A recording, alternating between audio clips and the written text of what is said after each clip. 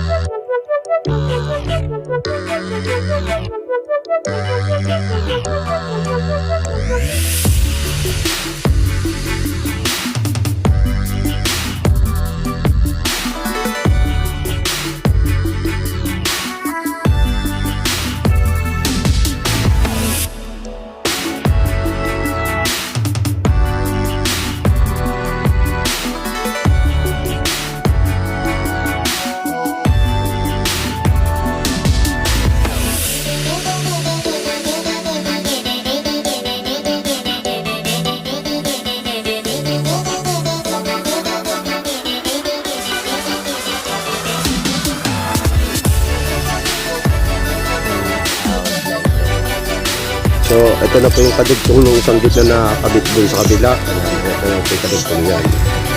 Pagkatapos natin yan, yan ay kakatulin natin.